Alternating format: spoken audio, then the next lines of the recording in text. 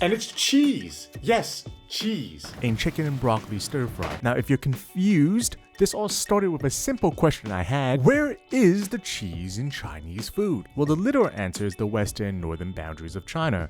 And here in Fujian for some reason. These are all regions with heavy influence from cultures outside of China. We don't talk about Fujian. But what I'm looking for is a Chinese fusion with Western cheese. And there's nothing. Even outside of China, if you search for cheese in Chinese food, all you get is crab rangoons, which are a bit complicated, so ignoring them, It's safe to say that there's no cheese in Chinese. Which makes sense. Except I lied, because there's Hong Kong, the previously British colony. That also makes sense. in Hong Kong, there's a family of baked rice casseroles, most famously baked pork chop rice. Singapore has cheesy seafood bihun as well as tofu? And in the States, scallion pancake quesadillas can be traced back as early as 2011. So yeah, cheese does exist in China, but in a limited capacity when compared to other East Asian cultures. In Japan, cheese gets thrown in with dishes like curry, croquette, omurice, and tamagoyaki. And in Korea, there's tteokbokki, corn cheese, dakgobi, and budae-jjigae. But China? Well, the previously mentioned dishes seem to be outliers spread across the cuisine of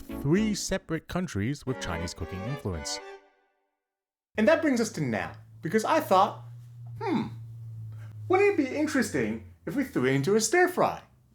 Okay, chicken and broccoli. And for that, we need to do some shopping.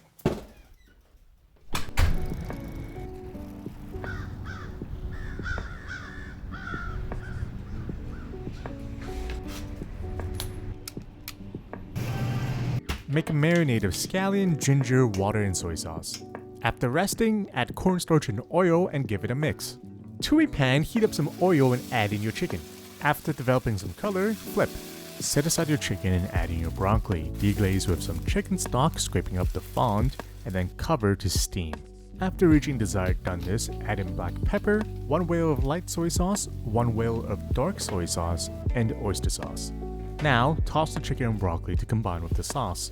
And finally, add in your cheese. So, the chicken and broccoli and cheese project. So far, I've tried cheddar, I've tried pecorino romano. Not that they've been bad, but they haven't added that special something that I need to really clickbait the title.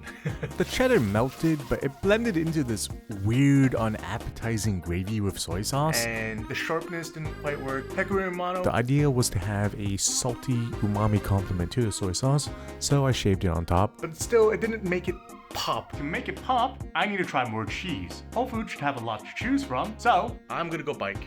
Let's go. Here's the plan. I have a few flavors and textures in mind, all of which could be interesting additions to the dish. They are funk, richness, tanginess, umami. First is blue cheese. This is Bleu d'Auvergne. Next is a soft rind triple creme, in this case Saint Angel, a fresh goat cheese, and of course Parmesan. Parmigiano Reggiano. And I need more chicken and broccoli. Why is this broccoli all stem? Right. Make chicken and broccoli, and then add in your cheese. Chicken and broccoli and cheese. Here we have just chicken and broccoli. This is the original no cheese. And all 6 of these was made out of the same batch, this one. So they all have the same starting point. Let's take a taste of the original. That's good. So now the question is, are any of these better? This cheese, extra sharp cheddar, because I had leftover cheese from making the sardine pasta. And I had this and didn't think it added enough. It wasn't bad by any means, but it wasn't revolutionary. I actually like it more today because I've adjusted the sauce a little bit to be less salty to account for the cheese. It's not bad, but still it doesn't quite justify the extra calories. This one, Pecorino Romano, and this was the one I tried after the cheddar. We made it again just to have a reference point. And let's see. Again, not bad, but we're adding saltiness to a Chinese American stir fry, right? To soy sauce, to oyster sauce. Well, that's what they are. To soy sauce and oyster sauce, we're adding Pecorino Romano. Doesn't really change the flavor profile, just okay. Here we have the triple creme. This is Saint Angel. Here we're all about adding creaminess. So if you can see, it's kind of very loose, the sauce. It's very liquidy and soupy for a really nice buttery mouthfeel. Individually, it's better. Just this really nice flavorful cheese and this, normal chicken broccoli. So that one was about adding creaminess, mouthfeel. Now we're adding funk. This one is the blue cheese. The blue cheese does dominate a little bit. I don't hate that. I actually like that a lot. Parmesan.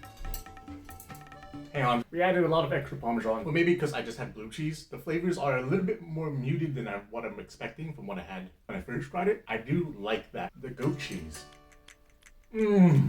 I came into this tasting having tried 1, 2, 3, 4. I've tasted all of them except for this one. I knew I liked the goat cheese. I saved it for last thinking it might be the winner. It really is. That is so good. Like, you have the salty umami from the baseline chicken and broccoli. You have the creaminess with the tang to balance that out. It's so good. It's 2 new elements to a chicken and broccoli. That is unbelievable, clearly the winner. I would personally recommend blue cheese, Parmesan. Could work, interesting, maybe even a blend. The other 3, not so much. They don't taste bad by any means.